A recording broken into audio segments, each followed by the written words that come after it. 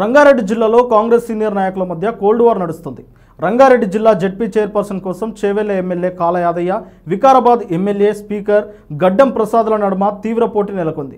Vikarabad ZP chairman BC reserved కావడంతో గడ్డం ప్రసాద్ రంగారెడ్డి జిల్లా వైపు చూస్తున్నారు. అయితే చేవెళ్ల ఎమ్మెల్యే కాల యాదయ్య కూడా జెడ్పీ చైర్పర్సన్ కోసం విశ్వ ప్రయత్నాలు చేస్తున్నారు. ఈ నేపథ్యంలో వీరిద్దరి మధ్య ఆధిపత్య పోరు నడుస్తుంది. ఈ ఇద్దరు నాయకుల మధ్య సాగుతున్న కోల్డ్ వార్ స్థానిక రాజకీయాల్లో హాట్ టాపిక్గా మారింది.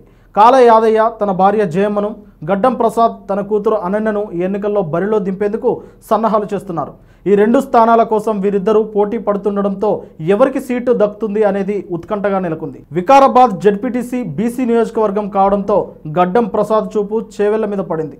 చేవెళ్ల నుంచి తన కూతురుని నిలబెట్టి ఆమెను జెడ్పీ చైర్మన్ చేయాలని రాజకీయ వ్యూహాలు రచిస్తున్నారు. అలాగే కాల యాదయ్య కూడా తన భార్యను కానీ కూతురును కానీ జెడ్పీటీసీగా గెలిపించుకొని జెడ్పీ చైర్మన్ చేయాలని విశ్వ ప్రయత్నాలు చేస్తున్నారు. ఈ క్రమంలో కాల యాదయ్య, గడ్డం ప్రసాద్ల మధ్య ఆధిపత్య కోరు కొనసాగుతుంది.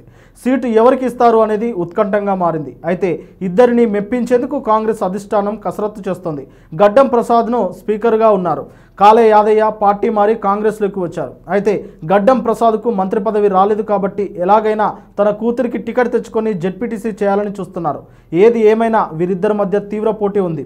ఇక Vikarabad ZP chairperson BC reservation కావడంతో పట్నం సునీత మహేందర్ రెడ్డి ఖాళీ చేయనున్నారు. కాల యాదయ్య, గడ్డం ప్రసాద్ ఇద్దరు పార్టీకి అవసరం. చేవెళ్లలో కాల యాదయ్య స్థానికుడు, కానీ గడ్డం ప్రసాద్కు రంగారెడ్డి జిల్లా మీద చాలా పట్టుంది. ఈ నేపథ్యంలో రంగారెడ్డి జిల్లా జెడ్పీ చైర్పర్సన్ ఎస్సీ రిజర్వ్డ్ కావడంతో తమ కుటుంబ సభ్యులను రంగంలోకి దింపి ఈ ఇద్దరు నాయకులు తమ రాజకీయ ఆధిపత్యాన్ని నిరూపించుకోవాలని చూస్తున్నారు. వీరి మధ్య పోరు చేవెళ్ల రాజకీయ భవిష్యత్తును నిర్ణయించే అవకాశం ఉంది. ఈ నేపథ్యంలో ఈ ఇద్దరు నేతల మధ్య కోల్డ్ వార్ నడుస్తుంది. మరి ఈ కోల్డ్ వార్ ఎలాంటి రాజకీయ పరిణామాలకు దారితీస్తుంది, ఎవరికి చేవెళ్ల జెడ్పీటీసీ సీటు వస్తుంది అనేది రాబోయే రోజుల్లో తేలనుంది. చేవెళ్లలో గెలిచిన జెడ్పీటీసీ అభ్యర్థినే జిల్లాకు చైర్పర్సన్ కాబట్టి ఈ సీటు ఇప్పుడు హాట్ సీటుగా మారింది.